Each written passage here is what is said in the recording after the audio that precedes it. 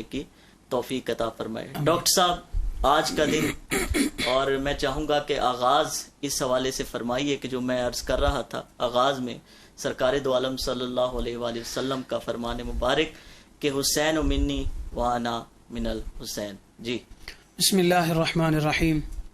سب سے پہلے تو آپ کا اور روز ٹی وی کا شکریہ کہ خوبصورت دن میں خوبصورت پروگرام کا یہ انتخاب کیا، سلام یا حسین۔ جی سیدنا امام حسین علیہ السلام اور آپ کی جو آل ہے اور آپ کے جو ساتھی ہیں کرب و بلا میں، ان کو عقیدتیں، محبتیں اور خراج تحسین پیش کرنے کے لیے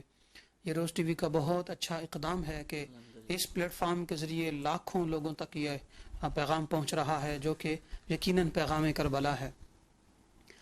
بڑے خوبصورت شاعر ہیں ریحان اعظمی، وہ فرماتے ہیں کہ یہ دین پناہی کا شرف کس کو ملا ہے،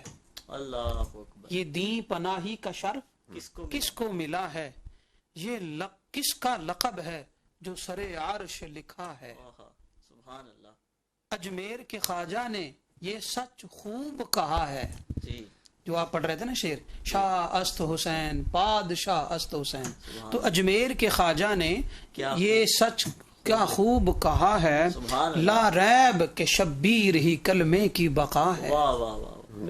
تو اس میں کوئی شک نہیں کہ سیدنا امام حسین علیہ السلام کلمے کی بقا ہیں۔ یہی وجہ ہے کہ اللہ رب العالمین نے قرآن مقدس میں ان کی لاتعداد عظمتیں، فضیلتیں، برکات اور ان کی شانیں بیان فرمائی ہیں۔ میں آپ کو بتا دوں کہ یہ ذکر شہداء کربلا کرنا کیوں ضروری ہے۔ ہمارے آج کے بہت سارے لوگ یہ سمجھتے ہوں گے کہ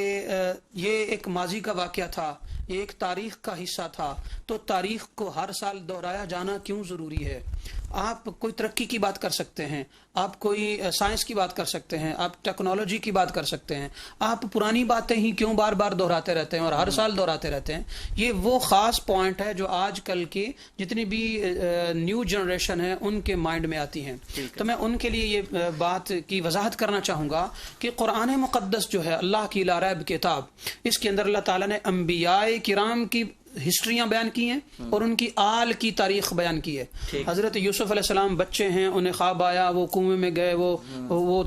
تخت مصر پر گئے اور پھر ان کے بھائیوں کا واقعہ وغیرہ وغیرہ۔ اسی طرح سورہ بقرہ دیکھ لیں تو بنی اسرائیل کے ایک صوفی اور اللہ کے ولی کا واقعہ کہ وہ کس طرح گائے بڑی ہوئی اور سونے میں بھری گئی اور ماں کے ادب کی وجہ سے کیسے وہ کامیاب ہوا۔ تو یوں ہی میں یہ دعوے سے کہتا ہوں کہ اگر قرآن کے مکمل ہونے سے پہلے واقعہ کربلا رونما ہوا ہوتا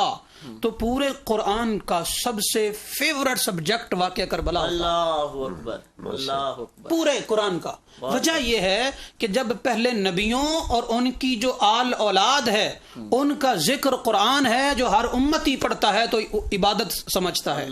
تو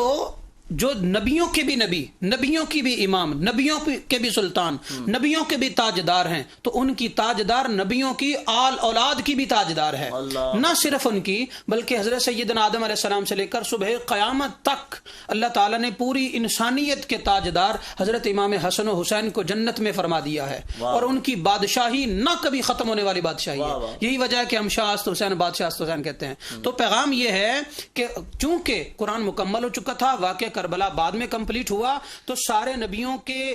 امام نبی اور اس نبی کی آل میں تمام نبیوں کی آل کی امام آل رسول ہے، تو ان کا ذکر اگرچہ قرآن میں نہیں آیا، مگر جس طرح پہلے انبیاء اور ان کی آل کا ذکر کرنا قرآن ہے جو کہ آپ تلاوت کرتے ہیں، تو اسی طرح آقا علیہ السلام کی آل اور ان کے گھر والوں اور امام حسین علیہ السلام اور شہداء کربلا کا ذکر کرنا، ان کی یادیں بیان کرنا، ان کی خوشی اور غم کے لمحات کو ذکر کرنا، یہ عبادت ہے، اور ہم مسلمانوں پر فرض ہے کہ ہم اسے ہمیشہ زندہ رکھیں تاکہ مقصد حیات بھی قائم رہے اور اللہ تعالیٰ کی مرضی بھی قائم رہے اور یہ عبادت بھی ہوتی ہے۔